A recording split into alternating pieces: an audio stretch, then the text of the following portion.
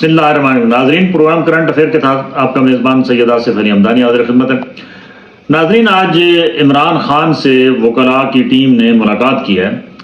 اور جب وہ ملاقات کے بعد واپسی ان کی ہوئی ہے تو انہوں نے یہ انکشاف کیا ہے کہ عمران خان صاحب برملا کہہ رہے ہیں کہ مجھے فوڈ پوائزننگ دیے جانے کا خدشہ ہے، اور میں بار بار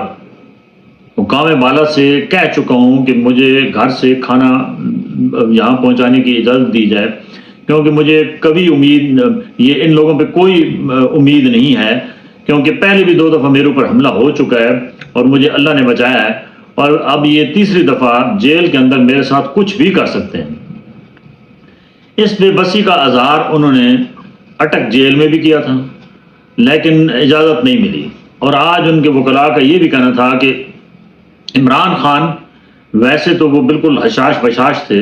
لیکن وہ اس فکر میں ہیں کہ ان کو فوڈ پوائزننگ دیے جانے سے ان کی جان کو خطرہ ہو سکتا ہے۔ ناظرین، یہ جب سابق وزیر اعظم نواز شریف اٹک قلعہ میں تھے، اس کے بعد یہاں اڈیالہ جیل میں رہے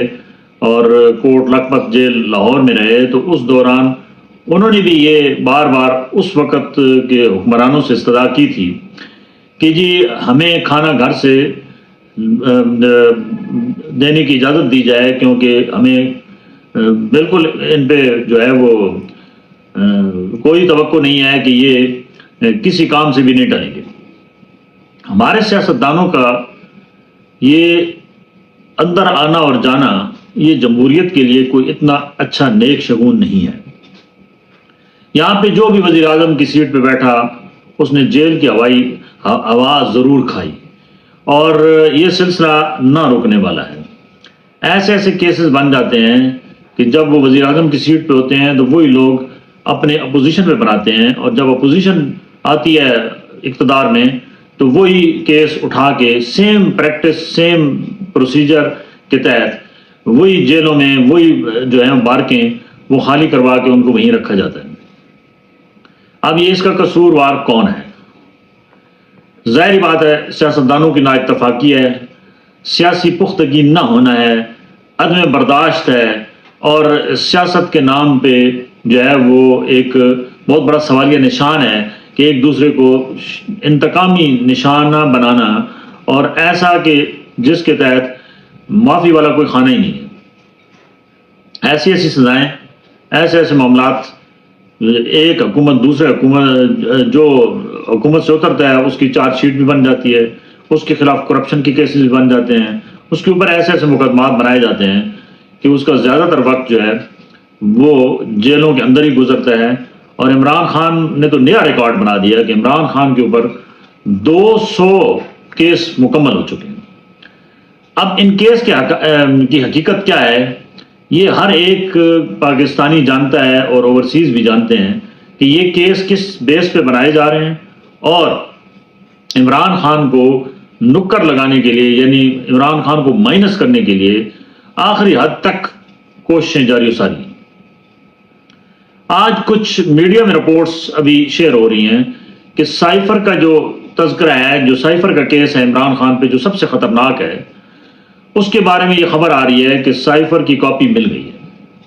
جو عمران خان کے کھاتے میں ڈالی جا رہی تھی اور شاہ محمود قریشی کے کھاتے میں ڈالی جا رہی تھی، کہ ان دونوں نے سائفر کی کاپی جو ہے وہ چوری کی ہے اور اس کو اپنے پولیٹیکل سکورنگ کے لیے استعمال کیا ہے، جو کہ اس جو ہے وہ غداری میں آتا ہے، سیکرٹ ایکٹ میں آتا ہے۔ اگر یہ واقعی سچ ہے کہ کاپی مل گئی ہے سائفر کی، تو پھر عمران خان کو اور شاہ محمود قریشی کو بہت بڑا ریلیف مل جائے گا اور یہ کیس اڑ جائے گا، کیونکہ اس کیس کے پیچھے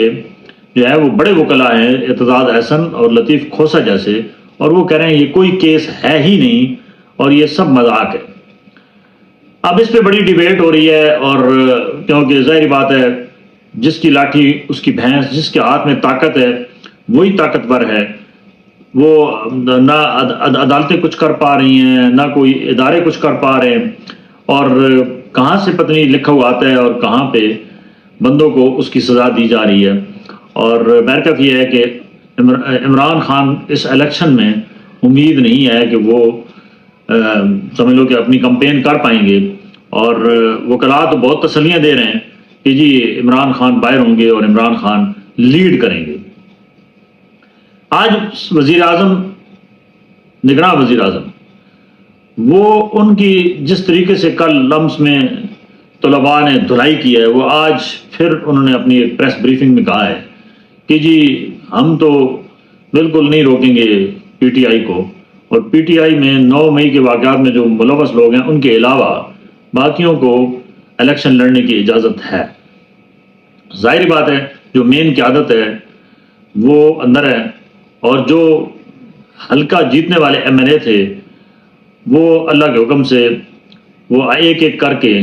وہ پتوں کی طرف بکھر چکے ہیں۔ اب زیادہ تر وکلاء کی تعداد جو ہے وہ پی ٹی آئی کو ہائی جیک کر رہی ہے، اور ظاہری بات ہے عمران خان ٹکٹ بھی وکلاء کو ہی دے گا، کیونکہ تکڑے وکیل ہی اپنے حلقے سے اپنے کاغذات نامزدگی بھی جمع کرا سکیں گے اور الیکشن بھی لڑ سکیں گے۔ بصورت دیگر یا تو ان کو اٹھا لیا جائے گا یا پھر ان کو نااہل قرار دیا جائے گا اگر ایسے کسی بندے کو دیا گیا تو۔ ناظرین، کرکٹ کا جو جنون ہے وہ ابھی تک ورلڈ کپ کی رونقیں جاری و ساری ہیں۔ آج پاکستان کا ایک کمزور حریف بنگلہ دیش کے ساتھ میچ تھا۔ پاکستان نے آج بہت شاندار پرفارمنس دکھائی۔ ایک تو بنگلہ دیش کو 205 رنز پہ محدود رکھا، پوری ٹیم کو اڑا دیا، اور پھر اس کے بعد جو بیٹنگ آج فخر زمان اپنی فل فارم میں نظر آئے، اور شاید فخر زمان کو یہ احساس ہو چکا ہے کہ میں ورلڈ کپ کھیلنے آیا ہوں اور میری پرفارمنس جو سابقہ تھی وہ صحیح نہیں تھی، اور آج انہوں نے دھواں دھار قسم کی اننگز کے لیے 7 چھکے مارے ہیں اور 81 رنز بنائے اور وہ مین آف دا میچ قرار پائے ہیں۔ پاکستان کی کچھ پوائنٹس ٹیبل پہ بہتری آئی ہے، لیکن ابھی بھی پاکستان 5ویں نمبر پہ ہے۔ اگلے بڑے اہم میچ ہیں نیوزی لینڈ کے ساتھ اور انگلینڈ کے ساتھ، اور یہ اگر پاکستان جیتتا ہے تو پھر جا کے پاکستان کے وہ بھی اچھے رن ریٹ سے جیتے تو پھر چانس بنتے ہیں پاکستان کے جو ہے وہ سیمی فائنل میں۔ بصورت دیگر پاکستان جیسے باقی ٹیمیں گھر آ رہی ہیں، پاکستان بھی گھر آ جائے گا۔ بہت شکریہ، اپنے گرد و نواح کے لوگوں کا خیال کیجیے۔